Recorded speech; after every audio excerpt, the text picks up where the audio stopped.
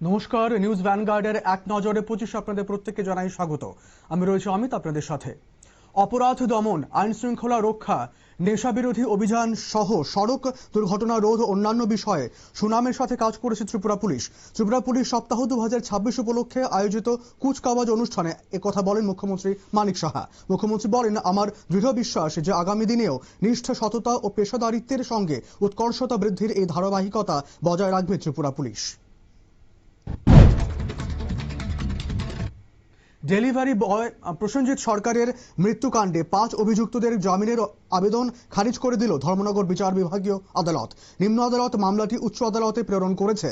72 দিন বাদে চার্জশিট জমার পর শুনানিতে এই সিদ্ধান্ত নেওয়া হয়। আইনজীবী দেবদাস বক্সি দাবি করেন, সাক্ষীদের হুমকির চেষ্টা হয়েছে।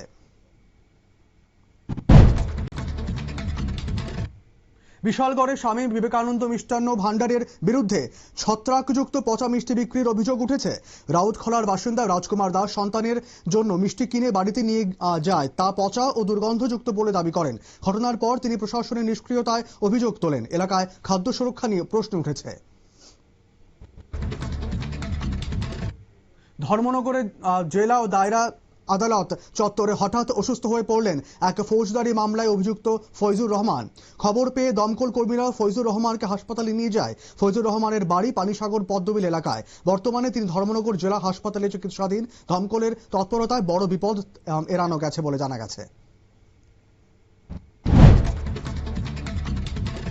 বিশালগড় থানার উত্তর চরিলাম পঞ্চায়েতের ফকিরামুড়া এলাকায় ব্যবসায়ী অসিত রঞ্জন দেব ও মহামায়া দেব শিলের বাড়িতে হানা দিতে নগদ 50,000 টাকা সহ বিভিন্ন সামগ্রী ও গুরুত্বপূর্ণ নথি নিয়ে যায় চোরের দল। ঘটনার খবর পেয়ে বাড়িতে কেউ ছিলেন না তখন। ঘটনায় বিশালগড় থানায় একটি মামলা নিয়ে তদন্ত শুরু করেছে পুলিশ।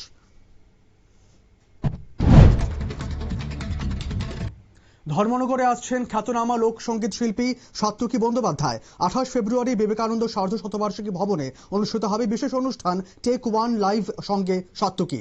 উদ্যোক্তা অনিকপতি রায় জানান, লোকসঙ্গীতের শুদ্ধতা বজায় রেখে অ্যাকোস্টিক পরিবেশনায় ঐতিহ্য ও আধুনিকতার সেতুবন্ধন করাই অনুষ্ঠানের লক্ষ্য।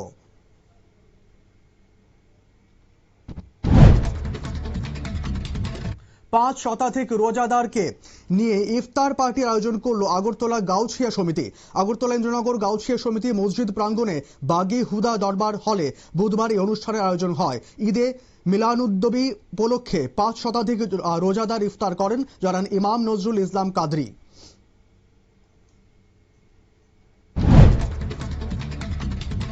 চুড়াইবাড়ি নাকা পয়েন্টে একটি বাসে তল্লাশি চালিয়ে প্রায় 1 লক্ষ টাকার গাঁজা উদ্ধার করল পুলিশ। তল্লাশিতে 5 প্যাকেটে 4 কেজির বেশি গাঁজা উদ্ধার করে 2 যুবককে আটক করা হয়। আটক করা হলো দেহরজয় রিয়াং ও শ্যামলা রিয়াং। মাদক নিয়ন্ত্রণে আইনে মামলা নিয়ে তদন্ত শুরু করেছে পুলিশ।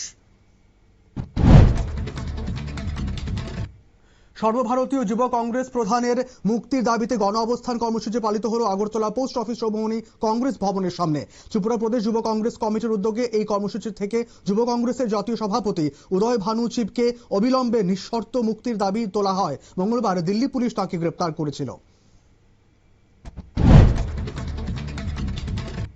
ত্রিপুরা মধ্যশিক্ষা পর্ষদ পরিচালিত উচ্চ মাধ্যমিক পরীক্ষা বুধবার থেকে শুরু হয়েছে। এবছর মোট 26,502 জন পরীক্ষার্থী পরীক্ষায় অংশ নিচ্ছেন। আগরতলার বিভিন্ন পরীক্ষা কেন্দ্র পরিদর্শন করেন পর্ষদ সভাপতি ধনঞ্জয় গণচৌধুরী। পরীক্ষা সুষ্ঠু শান্তিপূর্ণভাবে সম্পন্ন করতে প্রয়োজনীয় ব্যবস্থা নেওয়া হয়েছে বলে জানা গেছে।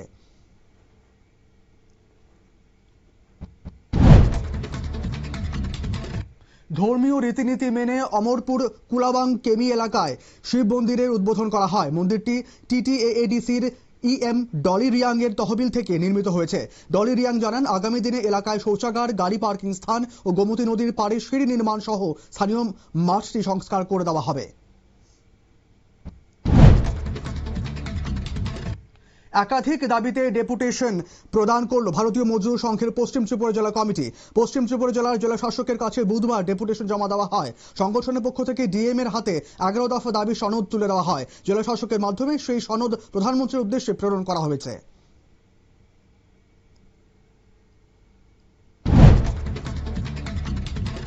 অবৈধভাবে যৌথ জমি দখল ও বিক্রির অভিযোগ উঠল বড়জলা নতুননগর নবগ্রাম এলাকায়। স্থানীয় একাধিক জমি মাফিয়ার বিরুদ্ধে অভিযোগের তীর তুলেছেন জমির মালিকরা। অভিযোগ, নবগ্রাম এলাকায় 18খানি জমি জবরদখল করা হচ্ছে। 5 জন জমি মাফিয়া ওই জমি দখল করে বিক্রির চেষ্টা চালাচ্ছে বলে দাবি। নির্মীয়মান রাস্তায় জল ছিটানোর দাবিতে সড়ক অবরোধ করলেন স্থানীয় বাসিন্দারা। সোনামুড়ার উড়মাই কমলক্ষেত ভায়া পাচারমার ঘাট সড়কের ইন্দিরানগর এলাকায় রাস্তা মেরামতির ধীরগতি ও তীব্র ধুলাবালিতে জনজীবন বিপর্যস্ত হয়ে পড়ে অভিযোগ। পরে পুলিশ এসে দ্রুত মেরামতের আশ্বাস দিলে অবরোধ তুলে নেন এলাকাবাসীরা। আগরতলায় বটতলা এলাকায় ফের হকার উচ্ছেদ অভিযান চালালো আগরতলা পুর নিগম। নির্ধারিত নিয়ম মেনে চলার জন্য হকারদের প্রতি আহ্বান জানিয়েছেন কর্তৃপক্ষ। অভিযানে জানানো হয়েছে সকাল 11টা থেকে রাত 11টা পর্যন্ত দোকান বসানো যাবে। এরপর গাড়ি সরিয়ে নিতে হবে। নিয়ম না মানলে গাড়ি বাজেয়াপ্ত করা হবে। নয়াদিল্লির অভিজাত কূটনৈতিক পাড়ায় উচ্ছেদের নোটিশ পেল 3 ঝুগ্গি কলোনি। নয়াদিল্লির কেন্দ্রস্থল অবস্থিত সিআর ক্যাম্প, মসজিদ ক্যাম্প ও সিআইডি ক্যাম্পের বাসিন্দাদের এই নোটিশ দেওয়া হয়েছে। বৃহস্পতিবার আচমকাই তাদের হাতে উচ্ছেদপত্র পৌঁছয়। 6 মার্চের মধ্যে ঘর খালি করার নির্দেশ দেওয়া হয়েছে বলে জানা গিয়েছে। ভারী তুষারপাতে বিপর্যস্ত সিকিমের পূর্বাঞ্চলে আটকে পড়েছেন হাজার হাজার পর্যটক। সেরাথাং ছাঙ্গু হ্রদ এলাকায় 541টি পর্যটকবাহী গাড়ি বরফে আটকে যায়। ব্ল্যাক আইস দেখা দেওয়ায় পরিস্থিতি আরো বিপজ্জনক হয়ে ওঠে বলে প্রশাসন জানিয়েছে। প্রায় 3000 পর্যটককে উদ্ধার করে গ্যাংটকে ফিরিয়ে আনা হয়েছে।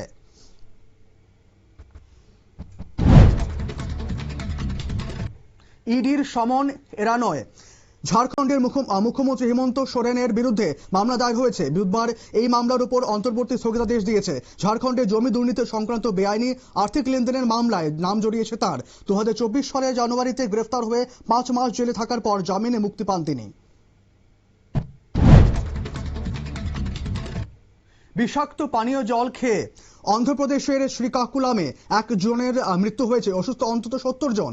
দাম্মালা ভিড়ি এলাকায় জল পান করার পর বাসিন্দাদের পেট ব্যথা, বমি ও মাথা ঘোরার উপসর্গ দেখা দেয়। জেলা স্বাস্থ্য আধিকারিককে অনিতা জানিয়েছে অসুস্থদের হাসপাতালে ভর্তি করে পর্যবেক্ষণ রাখা হয়েছে।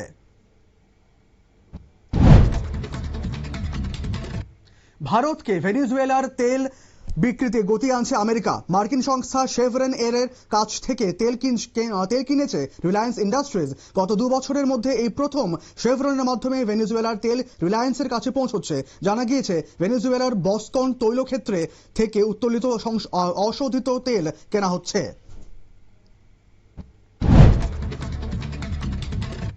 দেশের জাতীয় সড়কে টোল আদায় ব্যবস্থায় বড় পরিবর্তনের পথে কেন্দ্রীয় সরকার। জাতীয় সড়ক কর্তৃপক্ষ আগামী 1 এপ্রিল 2026 থেকে সব টোল প্লাজায় নগদ লেনদেন বন্ধের পরিকল্পনা করেছে। ডিজিটাল ইন্ডিয়া কর্মসূচির অংশ হিসেবে ওই তারিখের পর টোল ফি কেবল ফাস্ট্যাগ বা ইউপিআই এর মাধ্যমেই গ্রহণ করা হবে।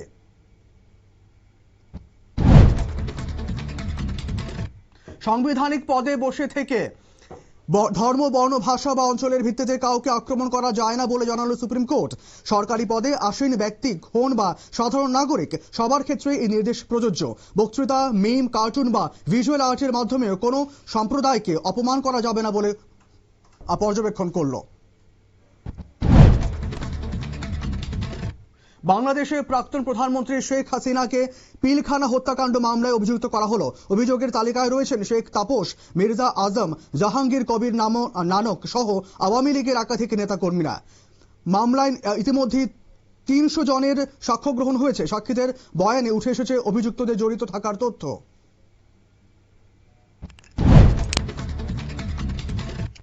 পাকিস্তানি বিমান হামলা চালিয়েছে আফগানিস্তান। সরকারি এক্স হ্যান্ডেলে আফগানিস্তান এই দাবি করেছে সেই হামলায় কমপক্ষে 50 পাক সেনা নিহত হয়েছেন। পাশাপাশি এক্স হ্যান্ডেলে আফগান সেনার তরফে হুঁশিয়ারি দেওয়া হয়েছে ওই লড়াই থামবে না।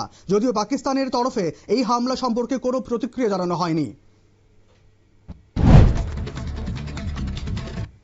রাশিয়া ইউক্রেন যুদ্ধবিরতি নিয়ে রাষ্ট্রপুঞ্জের প্রস্তাবে ভোটদান থেকে সরে দাঁড়ালো ভারত।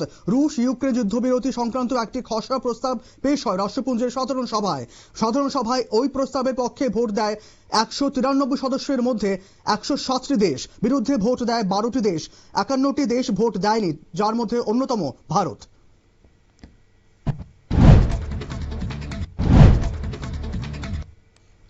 এখনকার মতো এক নজরে 25 এখনই শেষ হলো।